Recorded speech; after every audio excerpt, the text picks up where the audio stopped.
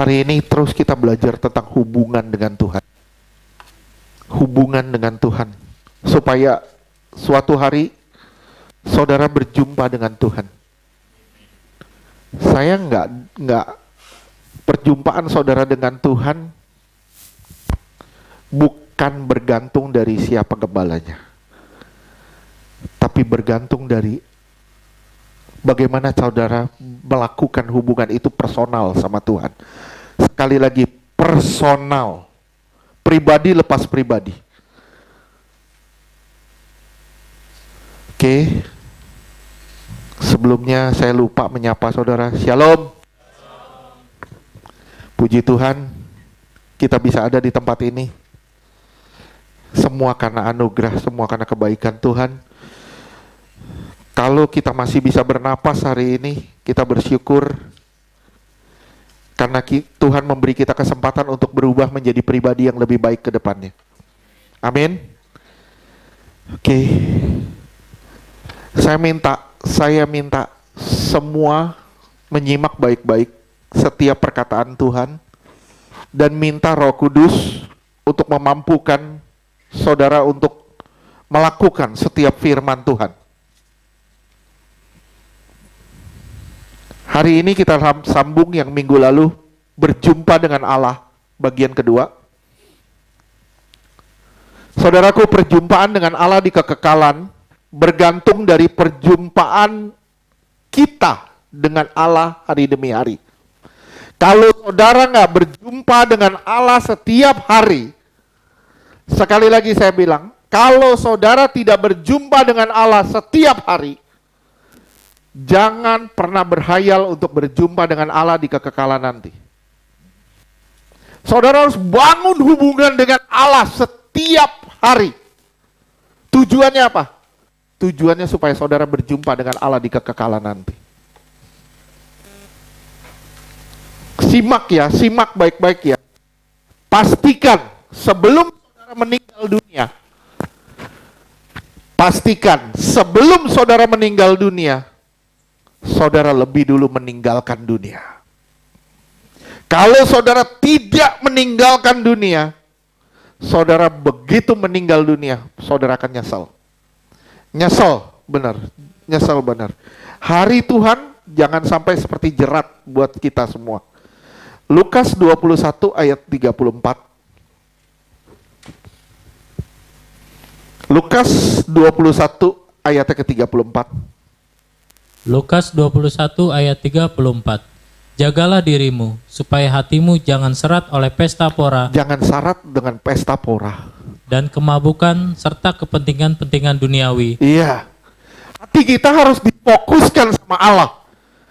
Bukan pada kepentingan-kepentingan dunia, terus.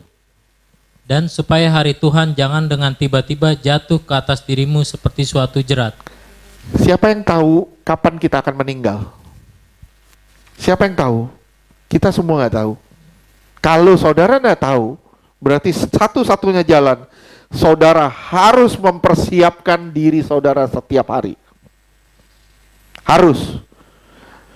Saya tanya sama saudara, mengapa sih orang takut sama kematian? Kenapa? Begitu banyak orang takut sama kematian. Kenapa? Alasannya simple. Simple. Karena kita nggak yakin dengan gaya hidup kita hari ini. Kita nggak pernah yakin dengan gaya hidup kita hari ini. Kita takut sama kematian nanti. Kalau saudara begitu yakin dengan gaya hidup saudara, saudara akan antusias menghadapi kematian. Sekali lagi saya bilang, kalau saudara yakin dengan gaya hidup saudara yang seperti kebenaran firman Tuhan, saudara akan antusias menghadapi kematian. Sekali lagi, antusias. Waduh, senang banget menghadapi kematian. Bukannya berarti mati konyol ya, bunuh diri atau apa, itu mati konyol namanya. Berarti saudara sudah siap. Istilahnya gini, saudara sudah siap boarding, naik pesawat. Saudara sudah siap naik pesawat. Sekali lagi, saudara sudah siap naik pesawat. Kenapa? Karena saudara sudah siap berpergian. Kenapa kita takut naik pesawat? Kenapa kita takut ke surga? Kenapa kita takut pergi? Kenapa kita takut meninggal? Kenapa? Karena kita nggak siap. Ya, saya cuma bilang sama saudara, saya memperingatkan siapapun, persiapkan dirimu. Karena waktu itu kita nggak tahu. Ya, lihat gaya hidup kita. Kita mau nggak mau kita akan masuk suatu hari penghakiman. Kita akan masuk dalam penghakiman. Penghakiman itu kayak masuk ke dalam ujian akhir. Ujian akhir. Gimana masuk ujian akhir?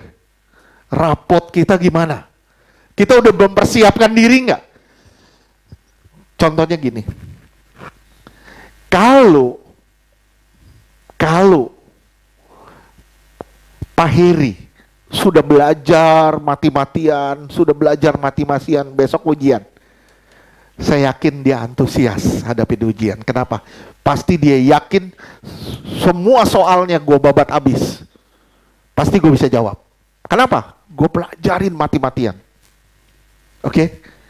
Kalau saudara nggak mempersiapkan, begitu ujian, saudara takut menghadapi ujian itu. Kenapa? Karena tidak ada persiapan. Tidak ada persiapan. Ini yang bahaya yang tidak ada persiapan ini. Ya. Akhirnya bikin apa? Bikin dosa. Cari posisi yang terbaik. Cari teman-teman yang bisa bantu saya. Itu udah beres. Persiapkan dirimu setiap hari. Setiap hari. Kadangkala Tuhan pakai masalah. Tuhan izinkan masalah supaya kita mempersiapkan hari kematian itu. Kadangkala Tuhan pakai masalah supaya kita benar-benar mempersiapkan diri kita untuk hari kematian itu.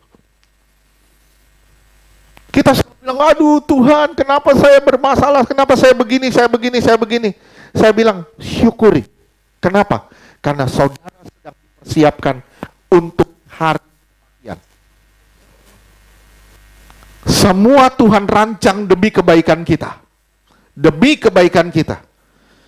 Jika perjumpaan dengan Allah di kekekalan bergantung dari hubungan saudara dengan Allah selama di dunia, bagaimana jadinya jika saudara mengalami kesulitan untuk bersentuhan dengan Allah?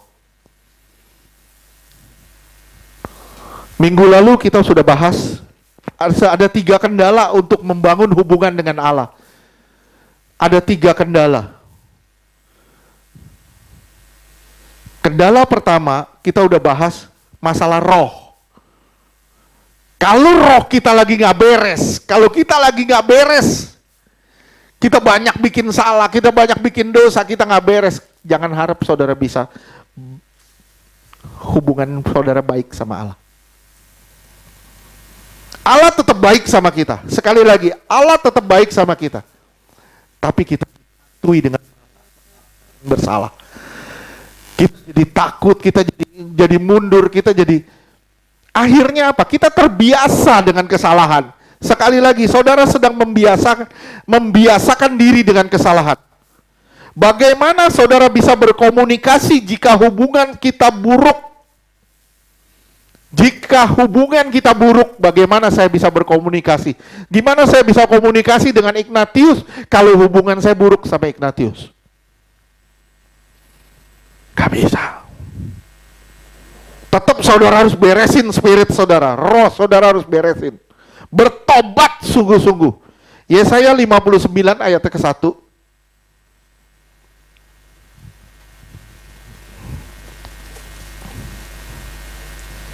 Yesaya 59 ayat 1. Sesungguhnya tangan Tuhan tidak kurang panjang untuk menyelamatkan, dan pendengarannya tidak kurang tajam untuk mendengar. Iya, dia bukannya nggak bisa nolong kita. Dia bukannya nggak dengar doa-doa kita. Terus ayat 2. Yesaya 59 ayat 2. Tetapi yang merupakan pemisah antara kamu dan Allahmu, ialah segala kejahatanmu. Dan yang membuat dia menyembunyikan diri terhadap kamu, sehingga ia tidak mendengar, ialah segala dosamu. Ya, Kalau spirit saudara gak beres, kalau hidup saudara masih dalam dosa, saudara gak punya hubungan yang baik dengan Allah. Gak punya hubungan yang baik dengan Allah. Roma 8 ayat 8, kita ulang sedikit. Roma 8 ayat 8. Mereka yang hidup dalam daging tidak mungkin berkenan kepada Allah. Selama kita masih hidup di dalam daging, kita gak bakal bisa komunikasi dengan Allah. Sekali lagi, selama saudara masih hidup dalam daging, saudara gak bisa komunikasi dengan Allah. Susah. Ya, simak ya, bertobat itu bukan menyembunyikan dosa.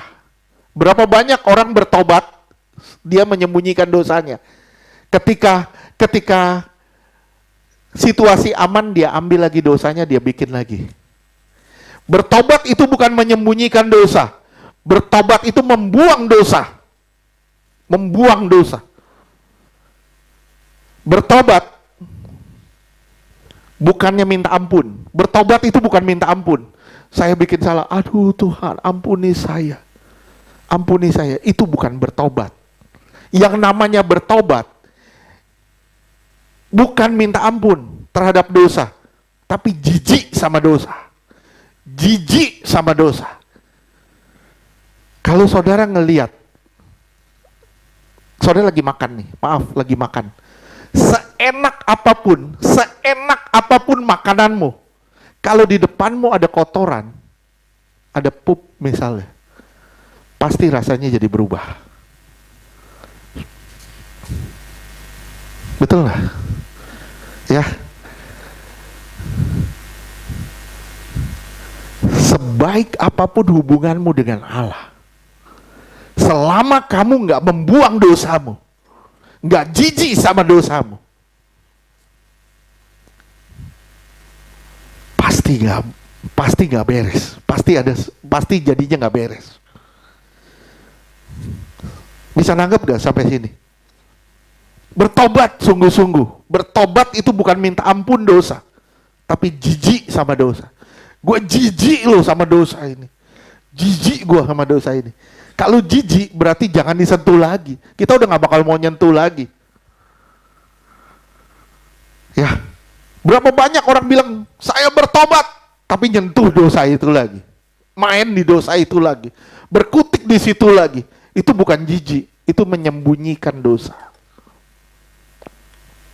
Kristen sejati adalah Kristen yang menyadari tubuhnya adalah tempat kediaman roh Allah. Sadar nggak saudara, tubuhmu adalah tempat kediaman roh Allah. Kalau saudara bilang, tubuhku adalah tempat kediaman roh Allah dan saya menyadari itu, baru saudara bilang, kamu Kristen sejati. Kamu bukan milikmu lagi, tapi kamu sudah milik Allah. 1 Korintus 6 ayat 19 sampai 20.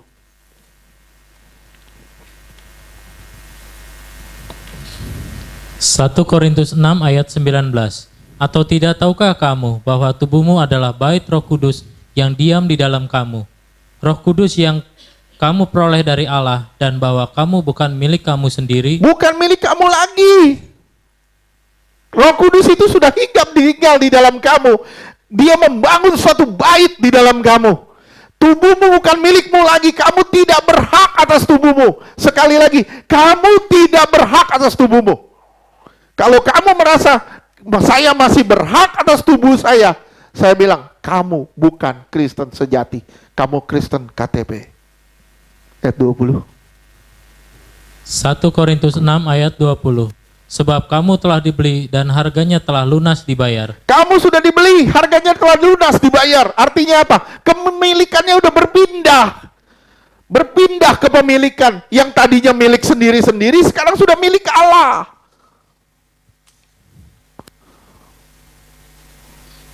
Saya beli handphone sama Ignatius. Miliknya sudah berpindah ke saya, bukan milik dia lagi. Saya beli sama dia, berarti sudah jadi milik saya. Tuhan sudah membeli saudara, sudah milik dia, bukan milikmu lagi. Kalau kamu menyadari ini, baru kamu jadi Kristen yang sejati. Selama kamu bilang, tubuhku milikku, Kamu belum jadi Kristen sejati, kamu masih Kristen KTP. Galatia 2 ayat 20. Galatia 2 ayat 20. Namun aku hidup, tetapi bukan lagi aku sendiri yang hidup, melainkan Kristus yang hidup di dalam aku. Dan hidupku yang kuhidupi sekarang di dalam daging adalah hidup oleh iman dalam Anak Allah yang telah mengasihi aku dan menyerahkan dirinya untuk aku. Iya, dia sudah serahkan dirinya untuk aku. Aku nggak punya hak lagi atas diriku. Sekarang haknya sudah berpindah ke tangan dia. Saya bilang sama saudara, saudara harus menyadari ini dasar. Kalau dasarnya saudara nggak sadar, saudara nggak akan bisa maju ke depan menjadi Kristen sejati. Saya bilang kalau dasarnya saudara nggak sadar, saudara nggak akan bisa maju ke depan sebagai Kristen sejati. Paham nggak? Paham? Allah itu roh. Kita harus menyembah Dia di dalam roh dan kebenaran. Gimana saudara bisa komunikasi jika rohmu lagi nggak beres? Saudara mau komunikasi dengan Allah, beresin dulu hubunganmu dengan Allah. Minta ampun dosa, bertobat. Bertobat bukan minta ampun dosa, tapi jijik sama dosa. Kalau bertobat sekedar minta ampun dosa, saudara akan balik lagi dosa yang sama. Maaf ya. Maaf. Hidupmu akan berputar di situ. Maaf, seperti anak anjing ngejar ekornya sendiri. Muter di situ terus, muter di situ terus. Saudara nggak akan pernah bisa dapetin Tuhan. Kenapa? Karena saudara terus mau memuaskan diri saudara sendiri. Ini bahaya ini bahaya, sungguh-sungguh berbahaya. Tuhan mau saudara bersentuhan dengan Dia. Bersentuhan dengan Dia. Berdoa dalam roh, bukan berdoa yang memaksakan kehendak. Berdoa di dalam roh, bukan berdoa yang memaksakan kehendak. Tuhan, saya butuh nasi campur babi Tuhan. Maksain kehendak bukan memaksain kehendak, tapi berdoa pada dalam roh adalah berdoa dengan cara menyerahkan kehendak. Menyerahkan kehendak dan menyatu dengan kehendak Dia. Berdoa dalam roh bukan memaksakan kehendak. Saudara silakan minta, tapi semuanya kembali pada kehendak Dia. Banyak dari Kristen bilang, saya berdoa, tapi saya nggak dapat. Kenapa? Karena kamu paksa dia. Banyak orang berdoa tidak dijawab karena memaksa. Memaksakan kehendaknya. Sementara Tuhan tahu yang terbaik buat kita. Sekali lagi, Tuhan tahu yang terbaik buat saudara, buat saya. Kita nggak usah maksain deh. Kita cukup serahin deh. Tuhan, kenapa ini terjadi? Biarin aja, bilang aja, terima kasih Tuhan. Saya percaya semuanya mendatangkan kebaikan. Walaupun begini Pak, walaupun begini kejadiannya sekarang. Tetap semuanya Tuhan rancang demi kebaikan kita semua. Saya bilang ya, kalau kamu mau naik level dari Kristen halaman, kamu mau masuk jadi Kristen ruang maha suci, atau ruang suci dan ruang maha suci, kamu nggak bisa kalau kamu nggak dibentuk. Kamu harus ngalamin proses dulu, baru bisa masuk ke sana. Kalau kamu masih Kristen halaman, dagingmu nggak mati-mati. Kamu harus masuk ke dalam Kristen kesucian, Kristen yang sejati. Kamu masuk ke dalam dan kamu layani Allah dalam roh dan kebenaran.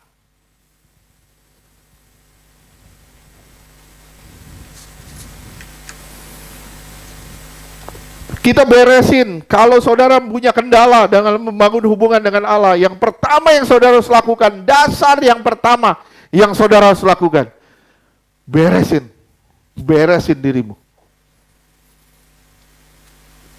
Banyak dari kita bilang, saya sudah beresin Pak, saya minta ampun.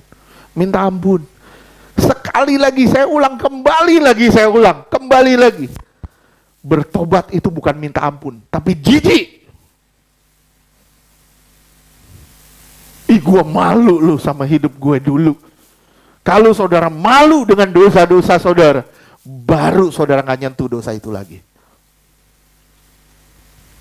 Kalau saudara masih nyentuh dosa itu lagi, saya bilang, you Kristen malu-maluin, bener.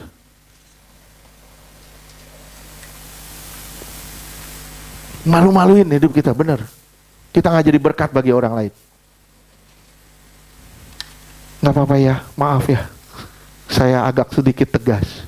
Karena Tuhan maunya begini, Tuhan mau membangun hubungan dengan saudara. Sekali lagi, Tuhan mau bangun hubungan dengan saudara. Hubungan yang sangat spesial, sangat khusus sama saudara. Tapi saudara harus bangun hubungan dengan dia, nggak bisa enggak. Nah yang kedua, sikap hati. Saudara mau datang ke Tuhan, kalau sikap hatimu nggak beres, nggak bakal bisa berjumpa dengan Tuhan. Sekali lagi, kalau kamu mau datang ke Tuhan, sikap hatimu nggak beres, kamu nggak akan bisa bersentuhan dengan Tuhan sampai kapanpun. Pak, tapi Pak, saya kepenuhan, Pak, kepenuhan. Penuhan Roh Kudus atau roh jahat?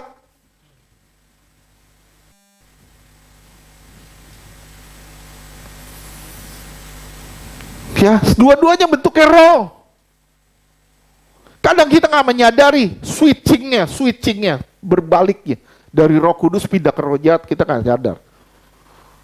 Sikap hati kita nggak beres.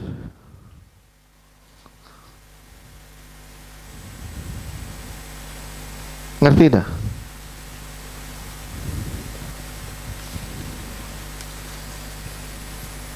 Kita harus beresin sikap hati kita.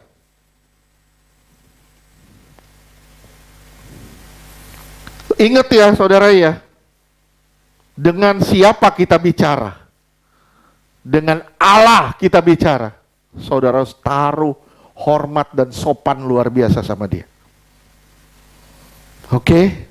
1 Tawarikh 28 ayat 9.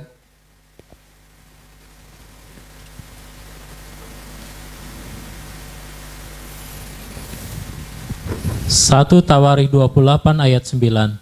Dan engkau, anakku Salomo, kenalah Allahmu, ayahmu, dan beribadalah kepadanya dengan tulus ikhlas dan dengan rela hati. Sebab Tuhan menyelidiki segala hati dan mengerti segala niat dan cita-cita. Jika engkau mencari dia, maka ia berkenan ditemui oleh. Kalau kamu cari, baru dia berkenan. Kalau kamu nggak cari, gimana caranya kamu ketemu dia? Kalau kamu cari, baru dia berkenan. Kalau kamu nggak cari, waduh, kapan kamu mau ketemu dia? Terus?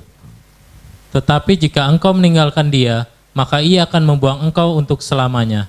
Iya. Oke. Kenalah Allahnya ayahmu dan beribadalah kepadanya dengan tulus ikhlas dan dengan rela hati. Sebab Tuhan menyelidiki segala hati dan mengerti segala niat dan cita-cita. Ingat ya, saudara tidak berhadapan ketika saudara berdoa. Nih, saya doain Ignatius, dia bukan berhadapan dengan saya lagi berdoa, dia bukan dengan saya. Lu ngomong apa di dalam hati juga gua nggak tahu. Tapi begitu dia lagi berdoa, dia berhadapan dengan Allah yang menyelidiki hati. Ketika saudara bersentuhan dengan Tuhan, saudara bersentuhan dengan Tuhan, saudara bersentuhan dengan Allah yang menyelidiki hati. Ada gambar kemah suci.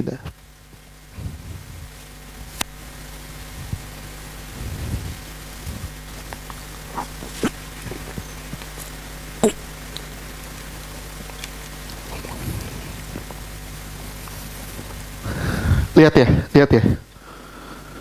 Ini zaman dulu nih.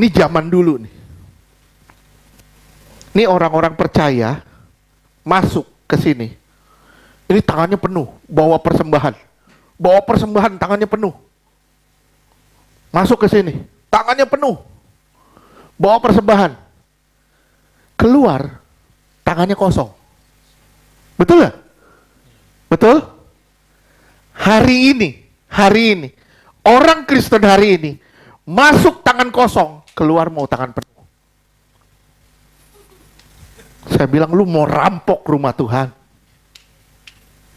Kita datang ke Tuhan dengan sikap hati yang salah. Kenapa? Saya membutuhkan Tuhan karena saya butuh dana. Kamu butuh Tuhan bukan karena kamu butuh dana, karena kamu butuh hidup. Tuhan akan menyiapkan segala kebutuhanmu. Segala kebutuhanmu. Permasalahannya di mana? Apakah kamu menyiapkan dirimu sebagai kebutuhan Allah? Enggak. Sekali lagi saya bilang, nih ya dulu ya. Orang Kristen dulu, ini masuk tangannya penuh, keluar tangan kosong. Sekarang, orang Kristen sekarang masuk tangan kosong, keluar mau tangan penuh. Saya bilang ini penjarahan rohani. Penjarahan rohani. Kita maunya berkat terus, kita maunya berkat terus. Kita lupa kita punya dua tangan. Tangan yang satu untuk memberi, tangan yang satu untuk menolong. Tangan satu untuk menerima, tangan satu untuk memberi, untuk menerima, tangan satu untuk memberi. Kita maunya terima terus, kita lupa kita punya dua tangan. Saya bilang, akhirnya apa? Kita nggak bermanfaat. Kita maunya nerima terus, tangan kita begini terus sama Tuhan. Kita nggak pernah mau begini. Itu kesalahan dari kekristenan. Kenapa? Mulainya dari mana? Dari sikap hati yang nggak beres. Kalau sikap hatimu nggak beres, baik, maaf ya, kamu nggak akan berjumpa dengan Tuhan. Nggak akan berjumpa dengan Tuhan. Yohanes 2 ayat 25.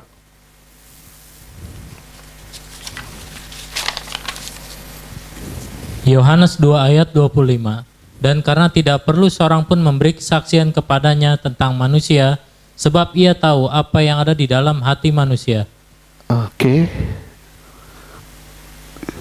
Ayat 24 apa bunyinya? Iya. Yohanes 2 ayat 24. Tetapi Yesus sendiri tidak mempercayakan dirinya kepada mereka. Iya, mereka ikut Yesus, mereka ikut Yesus. Banyak orang berbondong-bondong ikut Yesus. Tapi Yesus bilang apa? Aku nggak bisa percayakan diriku pada mereka. Kenapa? Karena mereka ngincer berkatku, bukan ngincer pribadiku. Ini kejahatan rohani. Saya bilang sekali lagi, ini kejahatan rohani.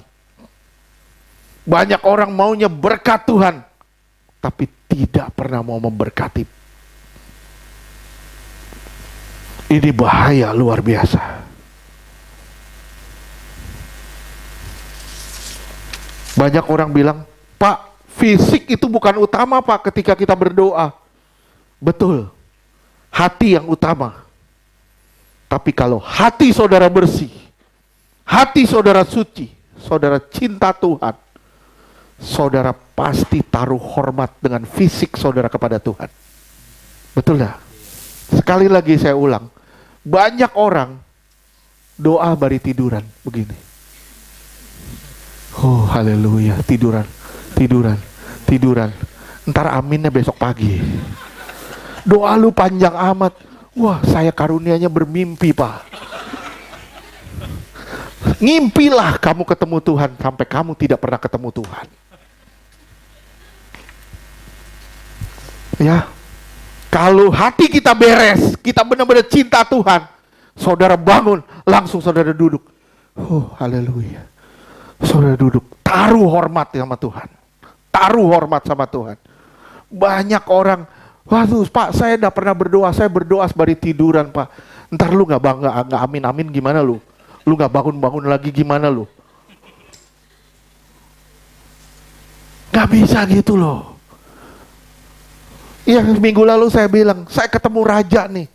Pak Yogo misalnya Raja Rimba.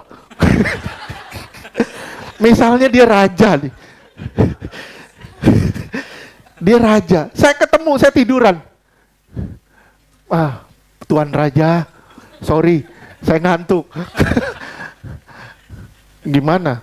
Ditelan saya hidup apa dia? Nggak bisa, kita harus beresin sikap hati kita. Jatuh cinta benar-benar sama Tuhan. Saudara akan perbaikin hubungan saudara sama Tuhan. Benar. Murid bilang gini, murid-murid Yesus di Lukas 11 ayat 1. Dia bilang gini, Tuhan ajarkan aku untuk berdoa. Tuhan kasih kerangka loh.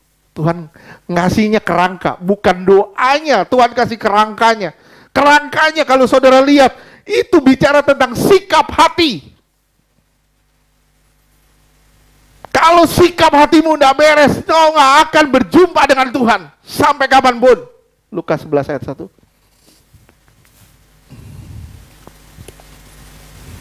Lukas 11 ayat 1.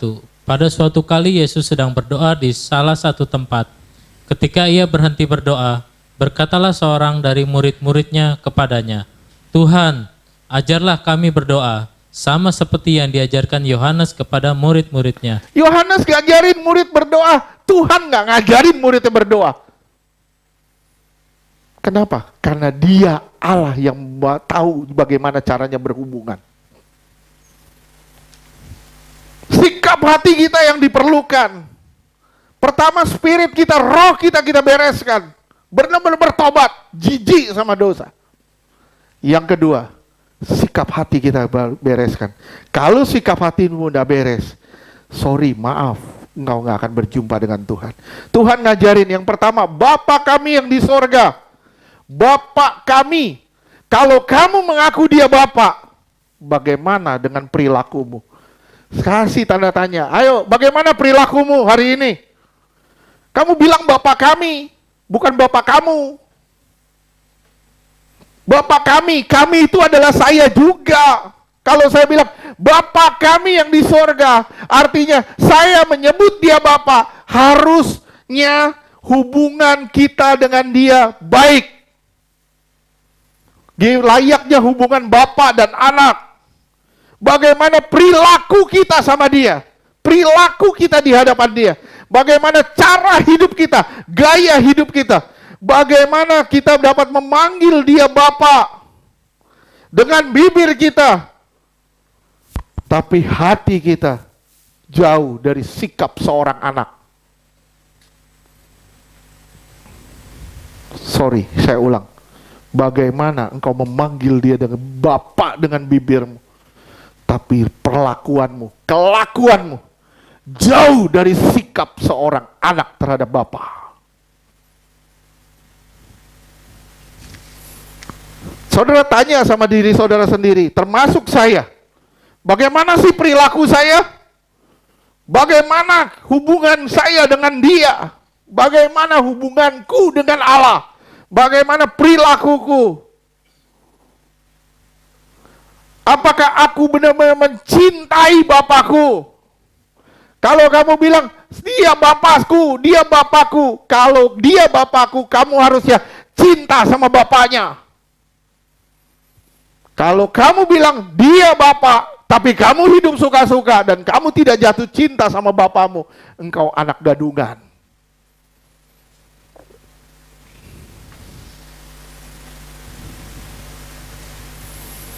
Apakah kita benar-benar bergantung sama dia sebagai Bapak kita? Sekali lagi, apakah saudara benar-benar bergantung sama dia sebagai seorang Bapak? Apakah ada keserupaan saudara dengan dia? Kalau saudara bilang, Bapa kami, artinya saudara harusnya serupa dengan dia. Kamu anaknya, gimana kamu bisa sama dia? Gimana kamu bisa manggil dia Bapa sementara kamu tidak serupa dengan dia?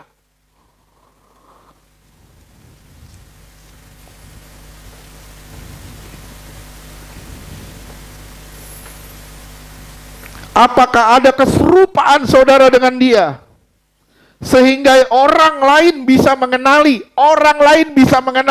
oh itu anaknya. Ya. Ini Bang Jo punya anak Andreas. Nggak usah ngomong. Saya ngelihat juga udah tahu, itu pasti bapaknya tuh, Bang Jones. Ya, saya ngelihat David, saya nggak mungkin bilang, waduh, ini Ari pasti bapaknya. Nggak mungkin, beda. Beda. Kalau kita bilang kita anak Bapa kita di surga.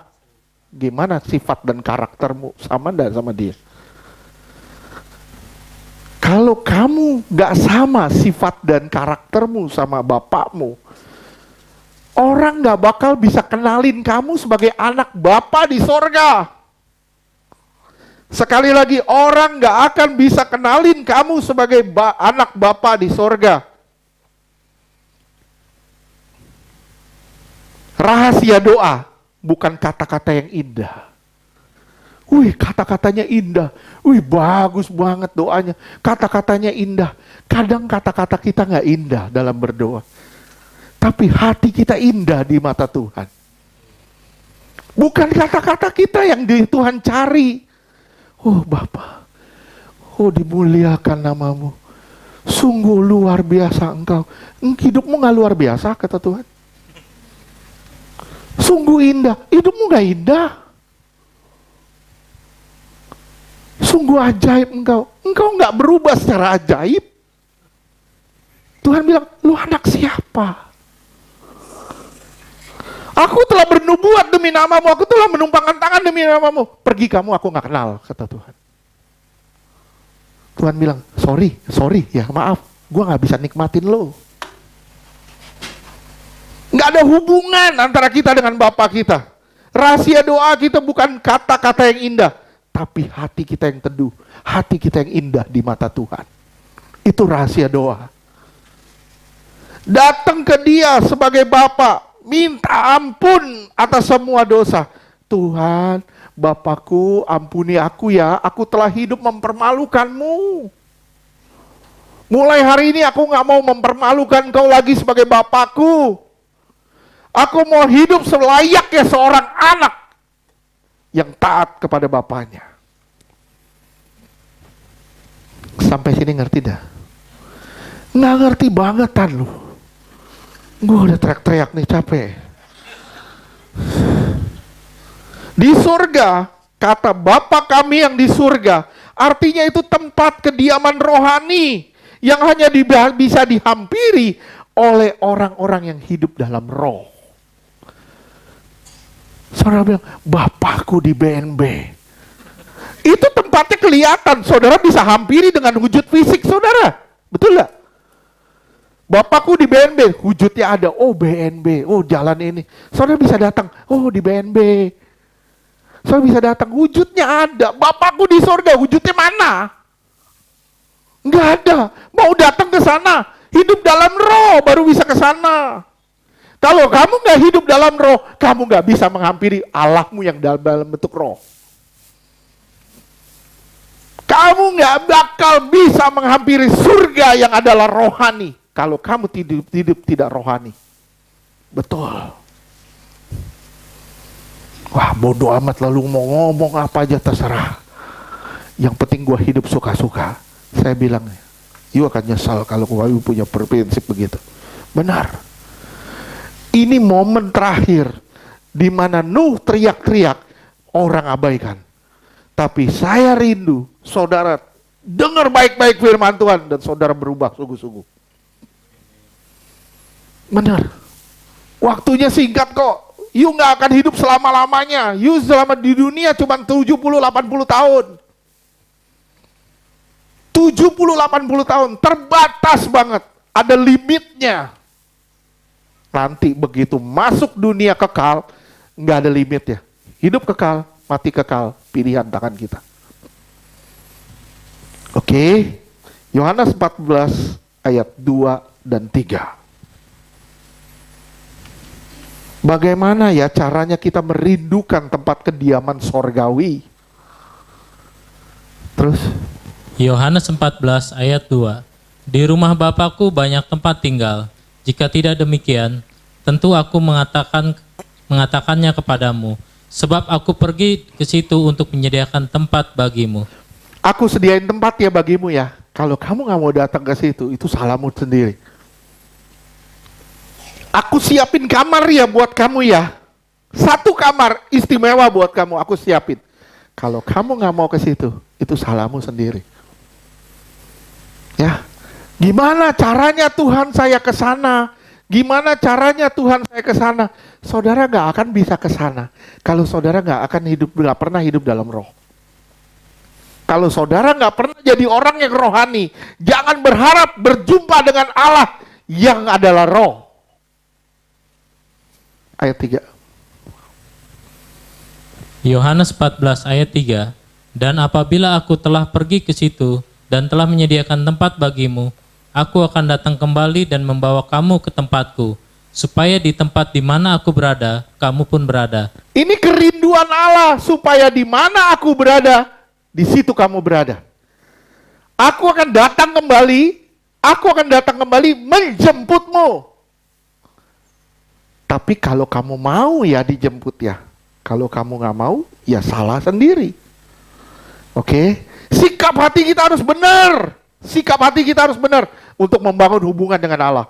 Yang pertama, Bapa kami yang di surga. Lihat ya. Kalau sikap hati kita nggak beres, waduh, gua anak apa? Bapak gua baik-baik, gua anak brengsek banget. Kita anak siapa? Kolose 3 ayat 1-3. Gimana caranya mengarahkan hati kita supaya sampai ke surga?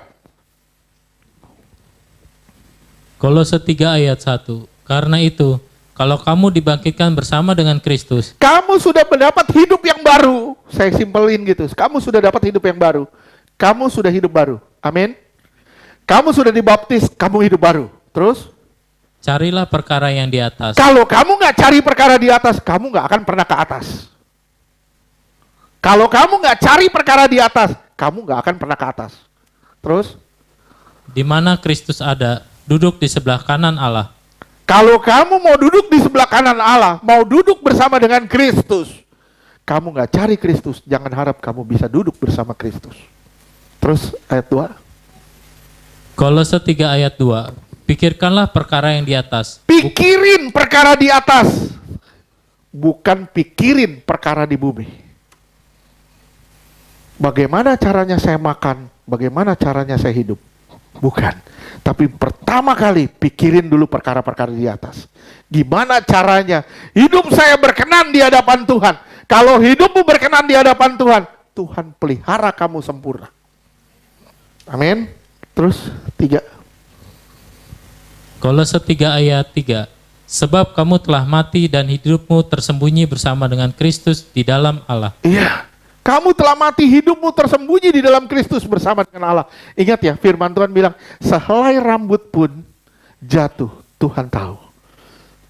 Siapa yang tahu loh, sehelai rambut kita jatuh selain Tuhan. Saya cukur rambut, salon lagi, barbershop bilang gini, Pak udah mulai botak. Padahal saya bilang, saya nggak tahu saya udah mulai botak. Dia bilang, ini udah kosong Pak di sebelah sini. Wah, gue kayak paus nanti. Tapi saya bilang nih, bold is beautiful. Oke, Pak Heri, botak itu indah, betul lah. Coba lihat ya, bohlam, itu botak bercahaya indah gak? Coba bayangin, bohlam ada rambutnya, nggak indah. Justru karena dia botak baru dia indah. Itu pemeliharaan Tuhan yang hebat. Amin. Itu. Amin.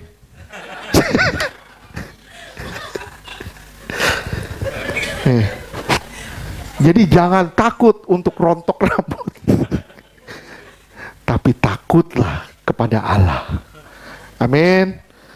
Yang kedua, dikuduskanlah namamu. Dikuduskanlah namamu. Di urutan pertama, bukan kebutuhan kita. Kita panggil dulu dia Bapa. Kita panggil dulu dia Bapa. Yang kedua, kita agungkan dia. Agungkan dia. Urutan pertama bukan kebutuhan kita, namun pengagungan akan dia. Bagaimana caranya saudara bisa menguduskan atau memuliakan Allah? Alkitab mencatat ada 3 hal cara memuliakan dan menguduskan Allah. Yang pertama, 1 Petrus 4 ayat 11 sampai ayat 11. 1 Petrus 4 ayat 11. 1 Petrus 4 ayat 11. Jika ada orang yang berbicara, baiklah ia berbicara sebagai orang yang menyampaikan firman Allah.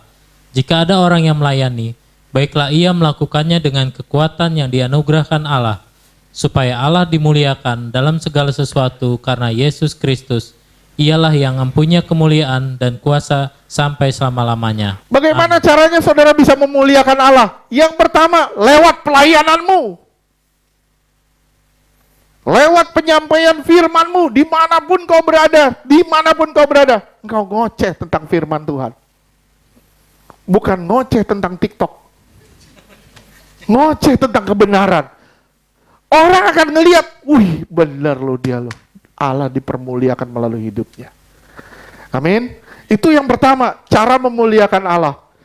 Cara memuliakan Allah atau menguduskan Allah lewat pelayanan kita dan penyampaian firman kita. Yang kedua, lewat ucapan syukur kita. Mazmur 50 ayat 23. Saudara mengucap syukur, saudara memuliakan Allah. Keadaanmu apapun hari ini, syukuri. Syukuri. Lihat, engkau sedang memuliakan Allah. Aduh, terima kasih Tuhan, mobilku mogok di jalan, terima kasih Tuhan. Engkau sedang memuliakan Allah. Oke, saya percaya semua yang terjadi itu sesuai dengan kehendak Tuhan. Kalau semuanya sesuai dengan urutannya dengan kehendak Tuhan, kenapa kita mesti ngedumel? Bilang, terima kasih Tuhan, semuanya baik buat saya. Oke? Mazmur 50 ayat 23. Siapa yang mempersembahkan syukur sebagai korban, ia memuliakan aku. Siapa yang jujur jalannya, keselamatan yang dari Allah akan kuperlihatkan kepadanya. Siapa mempersembahkan syukur, ada ucapan syukur. Ada ucapan syukur kepada Allah. Ketika saudara bersyukur kepada Allah, saudara memuliakan Allah. Apa yang saudara hadapi hari ini? Syukuri aja. Saudara sedang memuliakan Allah. Tapi Pak, saya nggak punya uang Pak. Uang tidak bisa merebut sukacita itu. Kalau uang merebut sukacita itu, saya bilang, uang adalah tuanmu. Uang adalah tuanmu. Ya, hati-hati ya.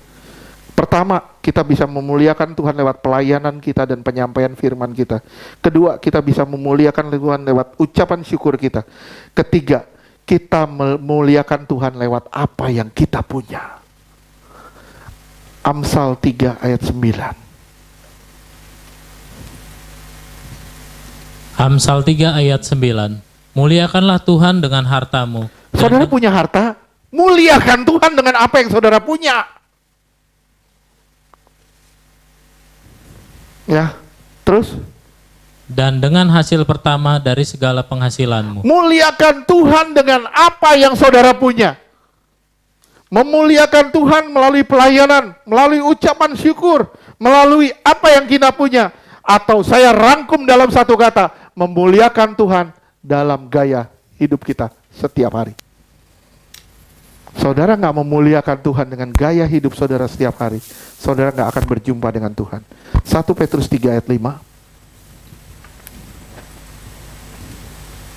1 Petrus 3 ayat 5. Sebab demikianlah caranya perempuan-perempuan kudus yang dahulu berdandan, yaitu perempuan-perempuan yang menaruh pengharapannya kepada Allah, mereka tunduk kepada suaminya. Iya. Iya. Lihat ya. Caranya perempuan-perempuan kudus berdandan. Yang menaruh pengharapannya kepada Allah.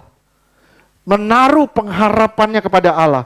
Itu artinya gaya hidup saudara benar-benar memuliakan Allah. Gaya hidup saudara memuliakan Allah. Bukan pesolek. Percuma kamu perbaiki mukamu percuma kamu perbaikin mukamu sedemikian rupa kalau hatimu keriput. Betul nggak? Justru muka kita boleh keriput, tapi hati kita tetap segar berseri. Ya, wih, jemaat Chosen, mukanya keriput. Nggak apa-apa, orang mau ngomong apa, terserah. Hati kita cantik di mata Tuhan. Weh, luar biasa. Daripada orang cantik-cantik ngerawat sampai ditarik-tarik, yang saya bilang, sampai ditarik sampai matanya pindah ke samping. Buat apa begitu? Ih, mata lu sekarang di mana? Gue tarik nih.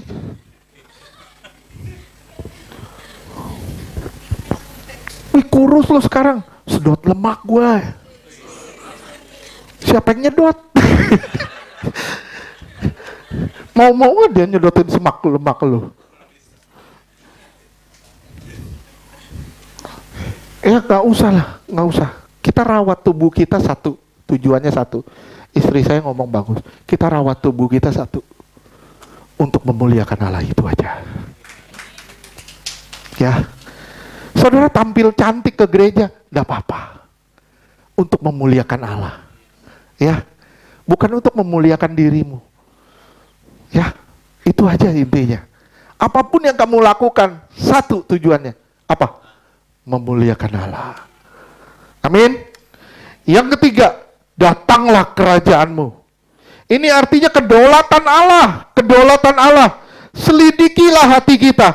Apakah Allah sudah berdaulat di dalam diri kita? Apakah dia sudah jadi raja? Atau kita yang masih jadi raja? Datang kerajaan, datang ke dia dengan penuh respek. Bukan dengan penuh rentetan tuntutan. Seakan-akan Tuhan lagi dihujam dengan berbagai tuntutan kita. Tuhan bilang, buset lu banyak amat. Tunggu dulu pelan-pelan, ngomong apa sih? Tuh, susah banyak banget loh tuntutannya. Tuhan saya butuh ini Tuhan. Tuhan saya butuh ini. Tuhan bilang, lu pergi aja ke Alfamart lu, ada semua situ. Beresin diri kita. Ya, beresin diri kita. Apa yang tidak pernah kau pikirkan, itu yang Tuhan sediakan. Saya sampai tadi bilang, baru saya ngalamin mujizat kemarin. Mobil saya kena lagi. Baru. Ini bisa bayangin saudara, saya nongkrong di bengkel hari Jumat kemarin. Nongkrong di bengkel. Saya bilang, aduh mobil, ini lampunya udah ada ikan cupang di dalam. Lampu mobil belakang saya kemasukan air, pecah, gara-gara pecah masuk air. Saya bilang bisa piara cupang di dalam. Waduh, gitu. Mau beli 3,5 juta, mahal juga. Udah duduk di sana, terus tiba-tiba ada seorang bapak. Dia bilang, itu mobil. Saya bilang, mobilnya bagus loh. Iya, mobil gua, begini gua rawat ini nih. Dia bilang, mobil bapak itu tuh, saya bilang, tuh, masuk air nih Pak. Tiba-tiba dia dapat telepon, langsung dia pergi. Tiba-tiba dia bilang, Pak mau lampu belakang saya nggak? Saya nggak ngomong loh. Tiba-tiba dia bilang, mau lampu belakang saya nggak? Lampu baru, lampu belakangnya baru. Rupanya dia pesan sama orang. Dia bilang, mau lampu belakang nggak? Saya bilang, mau, boleh. Kalau mau dikasih, bener nih, bener. Gratis. Dia bilang, baru kena 5 menit loh. Langsung ngasih lampu belakang. Itu 3 jutaan harganya. Itu nggak masuk ke pikiran kita. Dan luar biasanya, dia pesan lampu belakang buat mobil dia. Dia orangnya kebanyakan duit. Dia pesan lagi. Dia pesan untuk lampu mobil dia. Itu udah dia bilang, suppliernya bilang seminggu lagi baru datang. Seminggu lagi. Pas saya lagi duduk di situ, dia dapat telepon. Udah datang. Coba kalau seminggu lagi, saya mesti nongkrong seminggu. Enggak. Tuhan tepat waktu. Ya. Walaupun hari ini tiba-tiba jebol. Nggak apa-apa, yang penting hati senang. Amin. Yang penting hati kita senang. Biarin aja lah. Mobil gak dibawa mati. Betul nggak Pak Yogo? Ya. Jadi kalau Pak Yogo ada orang bilang, Pak, mobil saya rusak. Gak usah pedulin, mobil gak dibawa mati.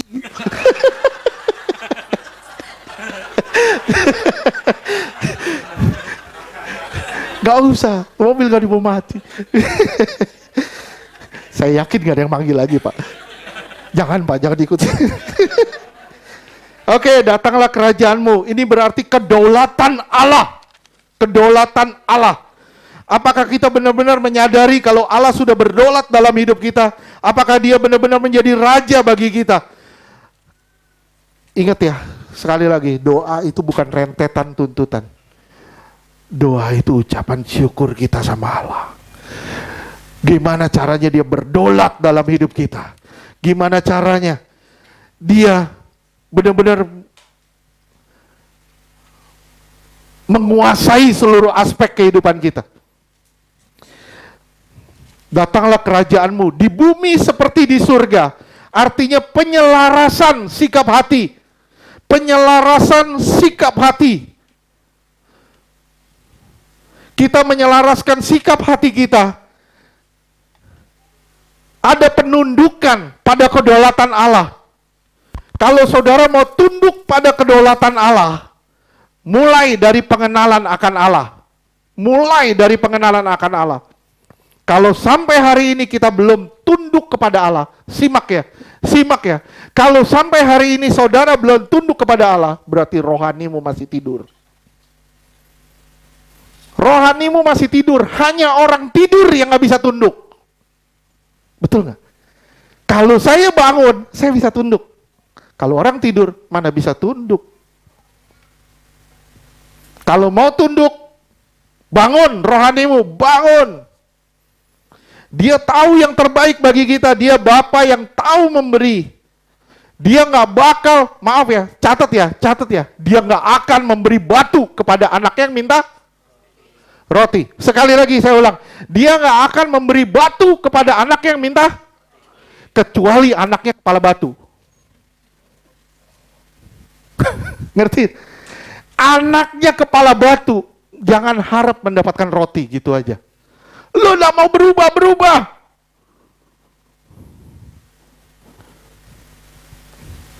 Gak enak nih dengarnya ini, gak enak nih. Gak enak. Dia tahu yang terbaik bagi kita. Dia Bapa yang tidak akan pernah memberi batu di saat kita minta roti. Tapi jika kita minta roti, tapi kita punya kepala batu, bagaimana kita bisa dapat roti? Artinya, jika kita kepala batu, kita nggak akan pernah dapat roti.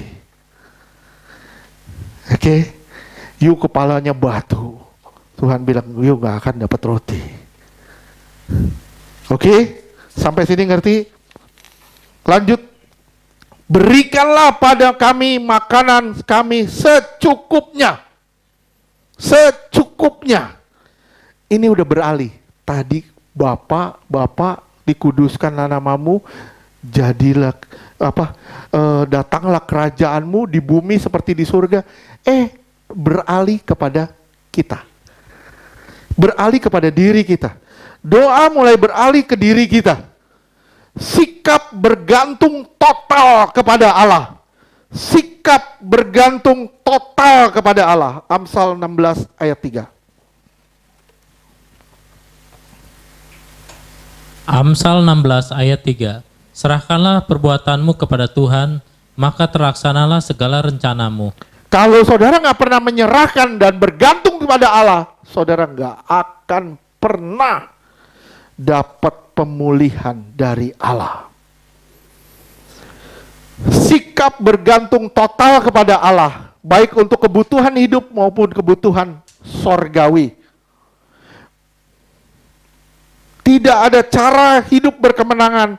Tidak ada cara hidup berkemenangan di saat saudara tidak bergantung kepada Allah. Saudara nggak akan pernah dapat kemenangan kalau saudara nggak pernah bergantung sama Allah. Kalau saudara mau dapat kemenangan, bergantunglah sama Allah, baru dapat kemenangan. Amin. Terus kita lanjutkan. Banyak dari kita lebih bergantung pada apa yang kita lihat dibanding dengan apa yang tidak kita lihat. Bagaimana doamu mau dijawab sama Tuhan jika engkau terus berusaha dengan kekuatanmu, engkau terus mencari jalan keluar dengan akalmu. Mulut kita bisa bilang kita bergantung sama Allah, tapi faktanya kita bergantung pada kekuatan diri sendiri. Ini bahaya banget. Sadar ya saudara ya, kadang untuk bergantung dengan Allah kita harus hadapi jalan buntu dulu. Kalau saudara mau bergantung sama Allah, hadapin dulu jalan buntu, baru saudara bisa bergantung pada Allah. Kalau sampai hari ini engkau belum bergantung sama Allah, berarti engkau belum menghadapi jalan buntu. Ya, kita harus hadapi jalan buntu itu, dan pintu tertutup. Baru kita bisa berbalik. Itu pun kalau kita sadar. Kalau kita nggak sadar, nggak balik-balik kita. Jika kita mau tahu rahasia pergumulan dengan Allah, itu tidak ada kekuatan dari kita sendiri. Nol, kekuatan kita tuh nol. Sekali lagi, kekuatan kita tuh nol. Sekecil apapun kekuatan kita, nggak ada artinya dapat merubah hidup kita ke depan. Nggak ada. Tuhan yang tahu bagaimana cara melakukan yang terbaik buat kita. Kita nggak dapat menolong atau membantu. Kita kalau mau kita dalam menghadapi masalah, mau berhasil, cuman satu caranya, bergantung penuh sama Dia. Nggak ada cara lain. Nggak ada cara lain. Yang berikutnya, ampunilah kami akan semua kesalahan kami. Ampunilah kami akan semua kesalahan kami, seperti kami pun mengampuni kesalahan. Saya bilang ampunilah kesalahan kami dulu. Ampunilah kesalahan kami. Ini adalah kesadaran kita akan dosa dan ketidaksempurnaan. Sadar kita. Aduh, gua nggak benar nih, gua nggak beres. Tuhan beresin ya. Tuhan, saya sadar, ampuni salah saya. Semua kesalahan saya, semua dosa saya. Ampuni ya Tuhan ya. Orang yang hidup terus dalam kesadaran untuk beresin dirinya. Itu tandanya orang itu hidup rohaninya.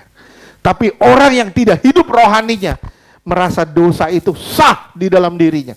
Dosa itu sah di dalam dirinya. Itu bahaya. Yang berikutnya, mengampuni orang lain. Ampunilah aku akan segala kesalahanku, seperti aku mengampuni kesalahan orang lain. Seperti aku mengampuni kesalahan orang lain. Orang yang hidup mengampuni orang lain adalah orang yang memahami arti pengampunan. Saudara mengampuni orang lain enggak? Ya, mengampuni bukan bibir loh. Bibir gampang. Saya ketemu orang, wah, gua mengampuni. Lu WA aja nggak dijawab. Orang nggak jawab WA tuh dua hal, ya. Yang pertama tuh sakit hati. Yang kedua nggak ada wifi, nggak ada kuota, nggak ada paket. Jangan ngomong deh mengampuni. Sekali lagi saya bilang, jangan ngomong mengampuni.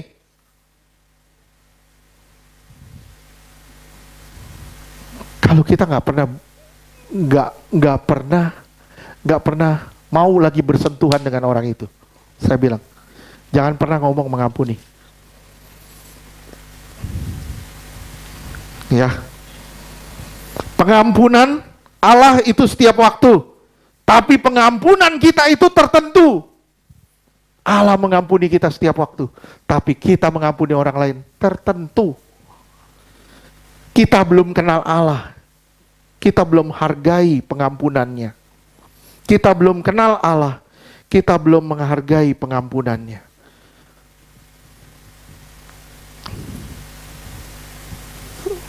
Saya ada kenal orang, dia bilang, saya selalu mengampuni, saya selalu mengampuni, saya selalu mengampuni. Tapi nyatanya, benar, WA aja nggak dijawab-jawab sama dia. Benar, itu, orang begitu, yang seakan-akan dia lagi ngomong begini, lu nggak penting, perasaan gue yang penting. Lu nggak penting, perasaan gue penting. Orang gitu harus digodok terus harga dirinya sampai hancur, lebur.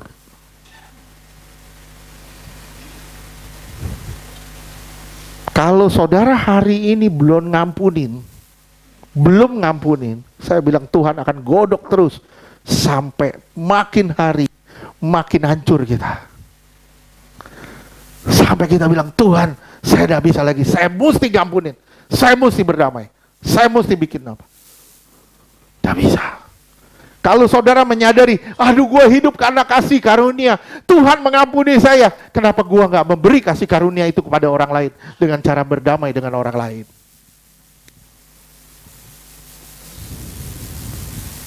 Oke?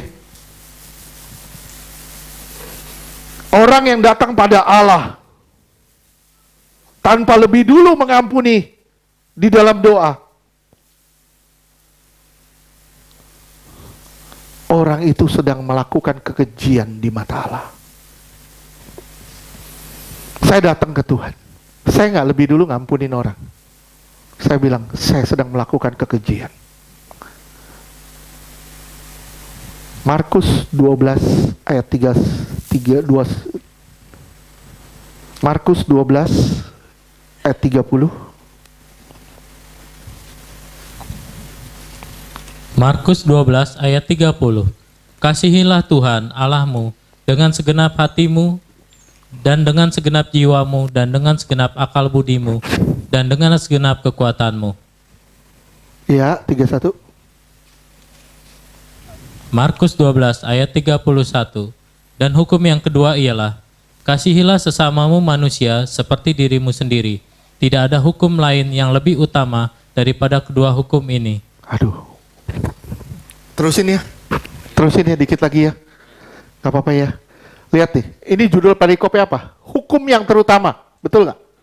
Ya, kalau saudara ngabain ini, saudara tidak mengasihi sesama, dan tidak mengasihi Tuhan, dan tidak mengasihi sesama. Saudara lihat, Amsal 28 ayat 9. Amsal 28 ayat 9. Siapa memalingkan telinganya untuk tidak mendengarkan hukum, juga doanya adalah kekejian. Kalau saudara nggak pusing dengan hukum Allah, doamu keji di mata Tuhan. Nggak beresin, keji, gitu aja.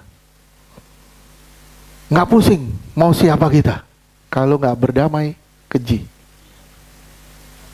Oke, beresin ya. Beresin sama Allah, beresin sama sesama.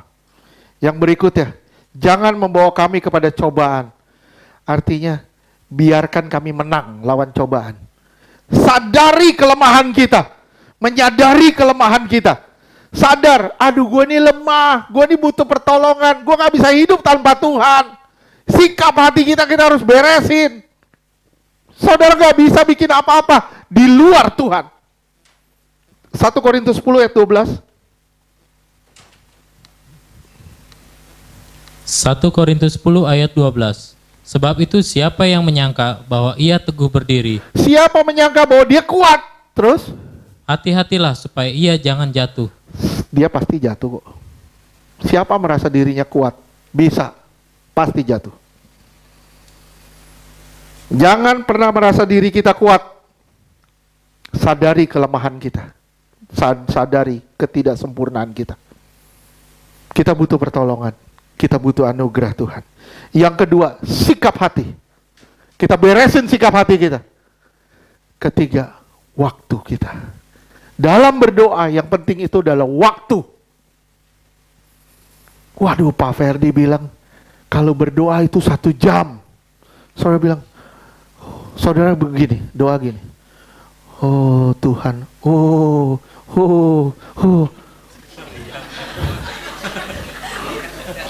1 jam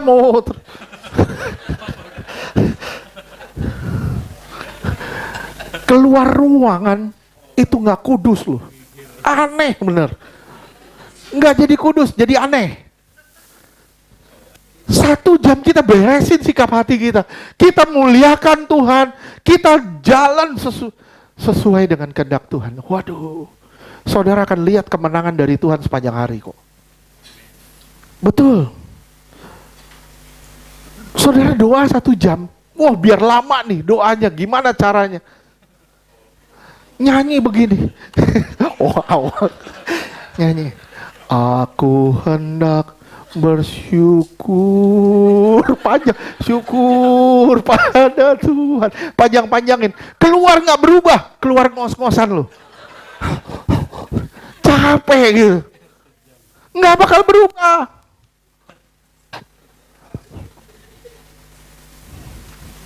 Kasih waktu yang terbaik buat Tuhan. Sekali lagi saya bilang, kasih waktu yang terbaik buat Tuhan. Atur time management kita. Saya mau kerja nih misalnya saya kerja jam 6, saya mesti berangkat. Ya jam 4 kita bangun. Lu mau berdoa berapa jam? 1 jam. Jam 4 kita bangun. Kita atur time management kita. Tapi Pak, saya masih ngantuk. Lu nggak mau berkorban gitu aja. Kita atur time management kita. Waduh, jam 7 ada tukang, jam 5 kita bangun. Supaya apa? Kita nggak terganggu. Berapa banyak dari kita? Waduh, biarin dulu. Supaya apa? Biar diganggu, jadi saya bisa stop. Jadi ada alasan sama Tuhan. Tuhan, alasan ada tukang udah datang. Saya bilang, lu mau ngelecehin Tuhan. Gak bisa. Atur time management kita. Waktu kita, beri yang terbaik buat Tuhan. 1 jam kita berdoa, kita pasti berubah. Berdoa benar ya, 1 jam, saudara pasti berubah hidupmu. Saudara 1 jam, saudara nggak berubah, malah berulah, salah doa. Salah doa, lu ngulang-ngulang terus.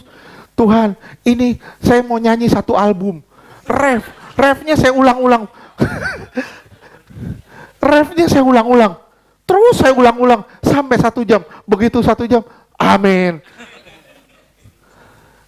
Maaf ya, doa itu kayak kita menjadikan doa itu seperti kurungan.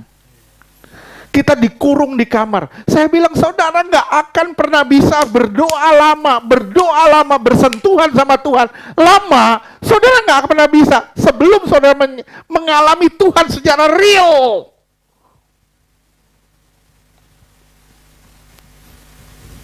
Saudara akan banyak kehabisan kata ketika saudara berhadapan dengan kayak ngomong sama dinding, ngomong sama tembok. Tuhan bukan tembok.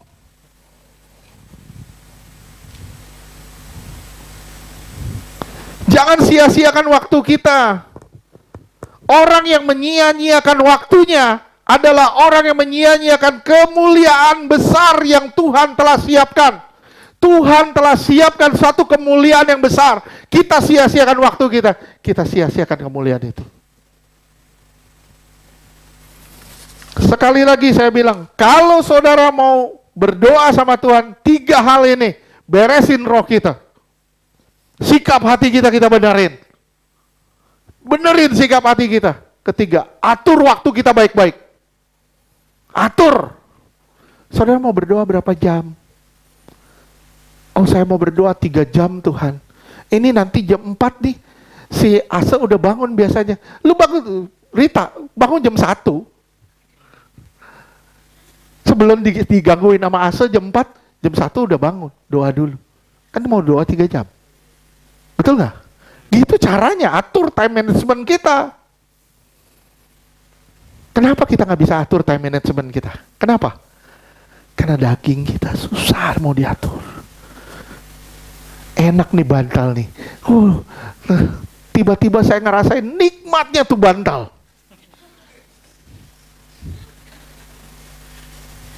Susah loh, bener. Begitu duduk, waduh nggak enak lagi. Aduh nggak enak lagi nih. nggak enak lagi. Kenapa? Karena kita belum bersentuhan dengan Allah pada dasarnya.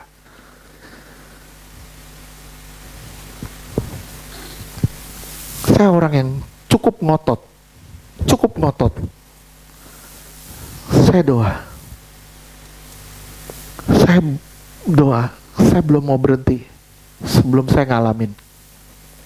Saya ngerasain Tuhan hadir, baru saya bisa puas. Di situ kepuasannya tuh di situ. Ngerasain kehadiran. Kadang kita nggak sadar. Tahu-tahu udah 2 jam. Udah sekian jam. Kita nggak sadar. Rasain kehadiran Tuhan. Saudara akan lihat deh, betapa hidupmu berubah nantinya. Betul. Mau nggak berubah? Mau berjumpa dengan Tuhan? Beresin spirit kita dulu. Beresin sikap hati kita. Beresin waktu kita.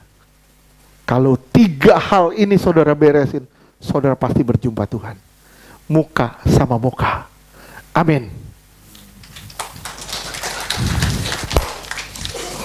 Oke.